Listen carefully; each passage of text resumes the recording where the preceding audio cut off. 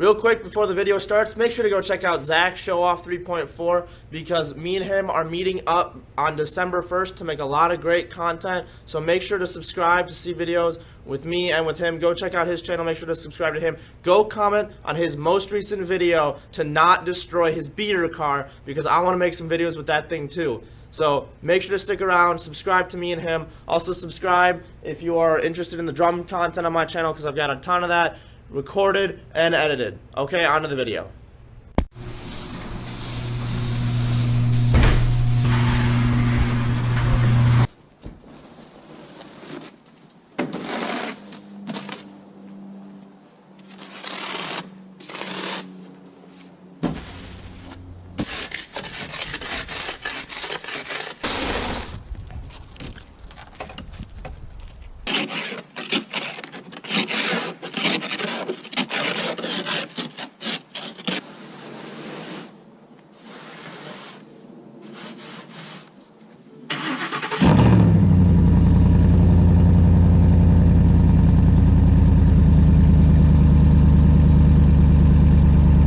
Hey guys, welcome back to the channel.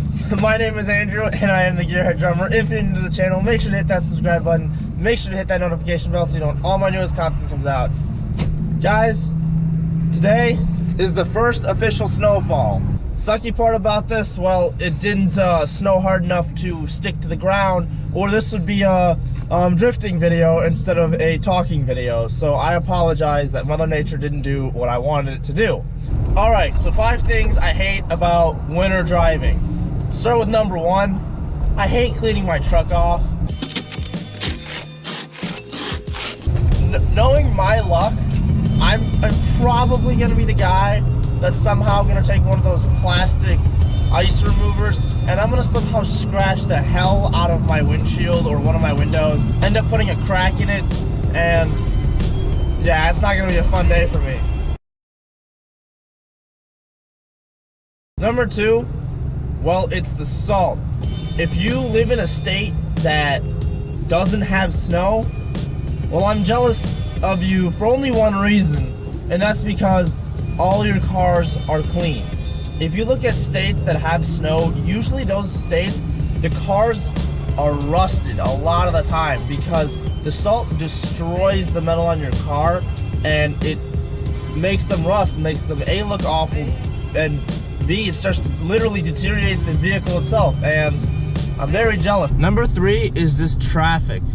I left at around 7:30.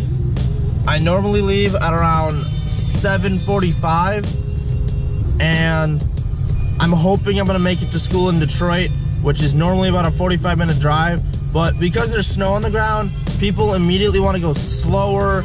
People immediately want to drive like they've never seen snow before. That's another thing. People decide to drive like they've never seen snow before. I'm going, I don't know if you guys can see that, I'll turn my parking lights on, like 10 miles an hour. It's a green light. It's been a green light since I started recording this. I'm probably not even gonna make this green. I really hope I do. I went through it while it was still yellow, so I got really lucky. I just made the end of it.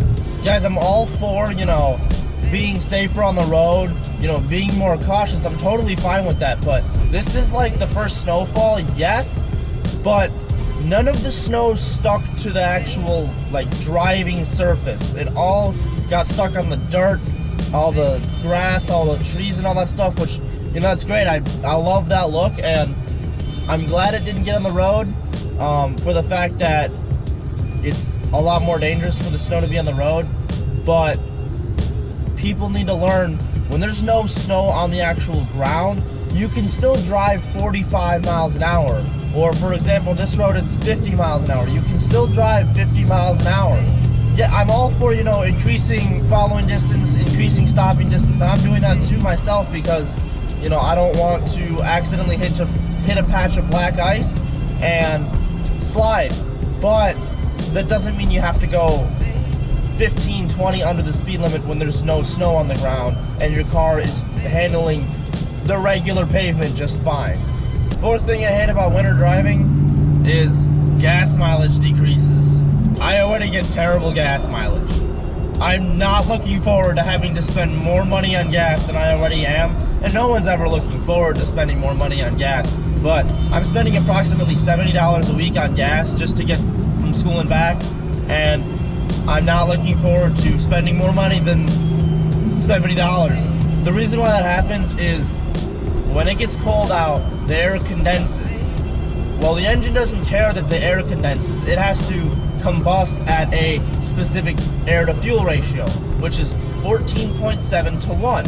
When your engine combusts at a 14.7 parts of air to 1 part of gas, well, if the air is more condensed, that means there's more air in the engine, which means to combust, you get more gas in the engine. Yes, you have power gains in the winter.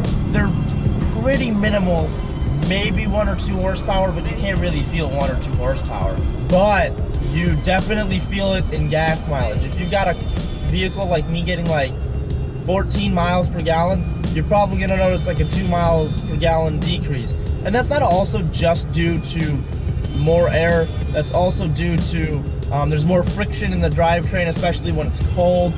Obviously when there's snow, you're spinning a lot more, so you're sitting there in one spot and not physically moving. There's a lot of different factors, but one of the biggest factors is the fact that the air is colder, it's more dense, so there's more air in your engine, which means you have to burn more gas to combust properly.